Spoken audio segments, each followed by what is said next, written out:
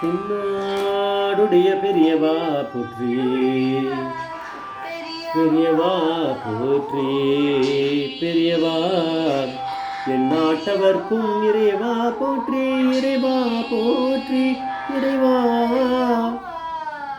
சர்வஜா சர்வவியாபிவா பெரியவா சரணம், பெரியவா சரணம், சர்வஜா சர்வவியாபிவா பெரியவா சரணம், மாயப்பிறப்பருக்கும் மகா பெரியவா போற்றி, மாயப்பிறப்பருக்கும் பெரியவா போற்றி.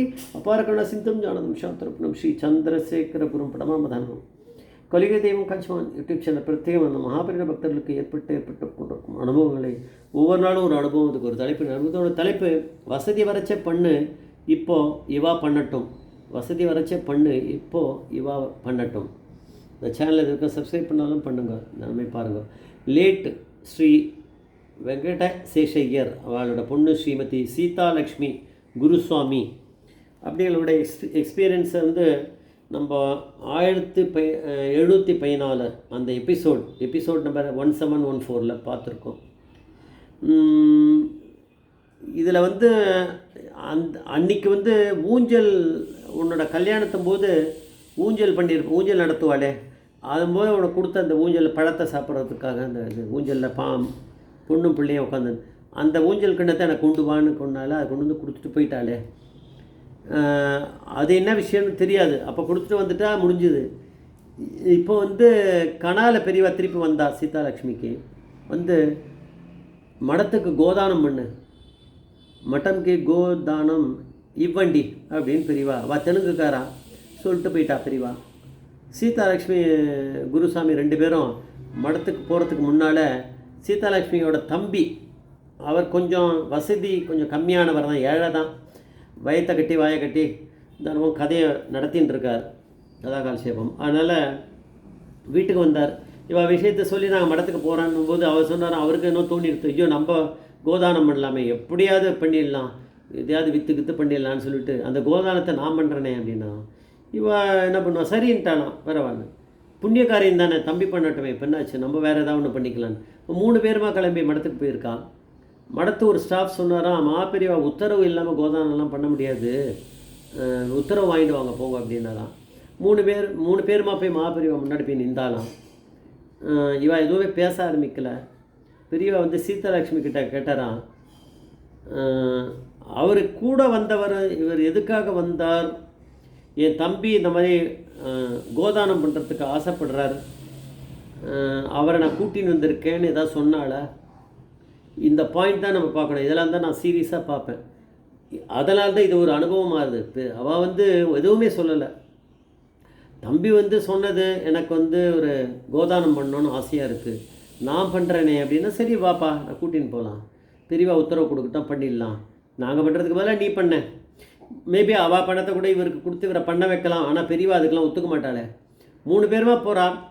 பண்ணும்போது அந்த மடத்து சிப்பந்தி என்ன சொல்கிறார், இவர் பெரியவாளை தரிசனம் பண்ணி அவருடைய உத்தரவு வாங்கிட்டு வாங்க, அப்போ தான் பண்ண முடியும், அவர் சொன்னாமல் எதுவும் பண்ண முடியாதுன்ட்டார். யார் பண்ணால் என்ன, அவர் சொன்னால் பண்ணலாம்.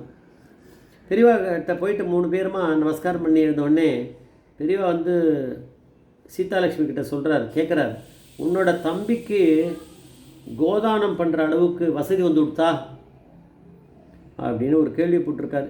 இவாளுக்கு தூக்கி வாரி போட்டது. நிஜமாகவே அதை பற்றிலாம் பேசின்னு வந்திருப்பாளே, அவளுக்கு பாவம் பண வசதி இல்லை, இருந்தாலும் நான் எப்படியாவது இதை விற்றுட்டு பண்ணுறேன், அதை விற்றுட்டு பண்ணுறேன், ஏதாவது ஒன்று முடிவு எடுத்திருப்பார் அவர். அதனால் வாதான கஷ்டப்பட போகிறாங்க. அவருக்கு என்ன பிள்ளை குட்டிக்கு எவ்வளோ இருக்கோ அவர் கஷ்டப்பட போகிறாரு, பரமேஸ்வரனுக்கு தெரியாதா? தூக்கி வாரி போட்டிருக்கு. சீதாலக்ஷ்மி கனால வந்தது சொல்ல ஆரம்பிக்கலை. கனால வந்து நீங்கள் கோதானம் பண்ண சொன்னேன், நாங்கள் கிளம்பி வந்திருக்கோம் அப்படின்னு சொல்லக்கூட இல்லை. போய் நிற்கும்போது 3 பேரும் இருக்கும்போது உன்னோட தம்பிக்கு கோதானம் பண்ணுற அளவுக்கு வசதி வந்துடுத்தான்னு பெரியவா கேட்குறா அப்படின்னா, பெரியவாளை பரமேஸ்வரன்னு சொல்லாமல் போனால் நான் முட்டாள்னு அர்த்தம். தூக்கி வாரி போட்டது அவளுக்கு. இது எல்லாமே பெரியவாளுக்கு தெரிஞ்சிருக்கு அப்படின்னு அவன் நினைக்கிறா, சொல்கிறா. அந்த இன்டர்வியூவில் சொல்கிறான்னு, நான் அவர் பிரத்யக்ஷ பரமேஸ்வரனில், இதுக்கு என்ன சந்தேகமே வேண்டாம். அப்புறம் பெரியவா சொன்னாலும் அவனுக்கு வசதி வரைச்சே பண்ணட்டும், இப்போ நீங்களே பண்ணுவா அப்படின்ட்டாரான். சரின்னு அவள் சொல்லிட்டு கிளம்பினான். சீதாலட்சுமி கேள்விப்பட்ட ஒரு காராம்பசு, அது அது வந்து அதை அதை தானம் பண்ணால் கோதானம், அந்த பாலை வந்து சிவனுக்கு அபிஷேகம் பண்ணுவா காராம்பசோட இதை அப்படின்னு, அது உகந்தது அப்படின்னு கேள்விப்பட்டாலாம். வேறு யாரோ ஒருத்தர் சொல்லியிருக்கார். ஆனால் அந்த அபிஷேகம் பண்ணுற பாலை பெரியவா எடுத்துக்க மாட்டானா. அப்போது நாட்டு பசு வச்சு அதனுடைய பாலை வந்து அபிஷேகம் பண்ணால் அந்த பாலை பெரியவாவும் குடிப்பா அப்படின்னு தோன்றுறது, சிவனுக்கும் போய் சேரும்.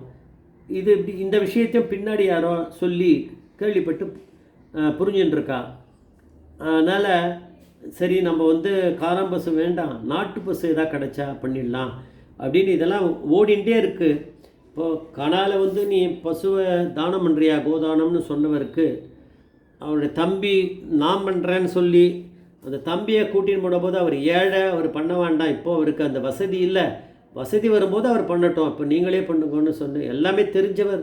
கனால நான் வந்தனே, நான் உங்களை கொண்டு வர சொன்னனே, அப்படி உங்களை பண்ண சொன்னனேன்னு சொன்னாரா பெரியவா? இல்லையே, பெரியவா தானே அந்த கனா எல்லாம் கொடுத்து பண்ண வைக்கிறார்.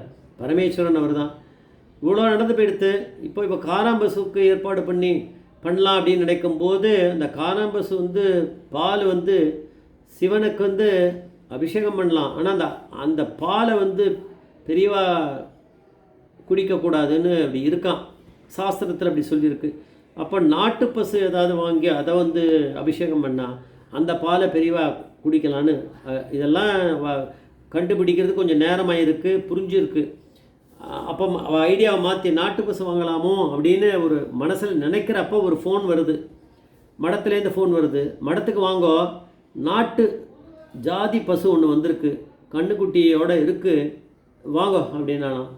இவாளுக்கு தெரிஞ்ச என்னடா அது, நம்ம ஏதோ இது டிசைட் பண்ணுறோம், அது எப்படி அங்கே தெரிஞ்சுதுன்னு அவளுக்கு ரொம்ப குழம்பி போச்சான். பிரத்யக்ஷ பரமேஸ்வரன் இல்லையா, என்ன குழப்பம். அதனால் இவள் போயிருக்காங்க அந்த தானத்தை பற்றி. அது வந்து இப்போ தான் அது வந்து அந்த பசு வந்திருக்கு, அதுக்கான பணத்தை கொடுத்துட்டோம். ஏதோ பணத்துக்கு வந்திருக்கு, வாங்கியிருக்காளே, அந்த பணத்தை கொடுத்துட்டா இவா தானம் பண்ண மாதிரி ஆகிடும். அந்த 3 நாளைக்கு முன்னாடி தான் கண்ணுக்குட்டி போட்டிருக்கு. அந்த பாலை வந்து கண்ணுக்குட்டி போட்டோடனே பால் உடனே சுரக்கும். அந்த பால் இந்த கண்ணுக்குட்டி பசு வந்து சுரக்கிற பாலை கண்ணுக்குட்டி குடிக்கும் இல்லையா. அப்போ அந்த டயத்தில் கறந்த பாலை வந்து பிரிவா குடிச்சிருக்கா.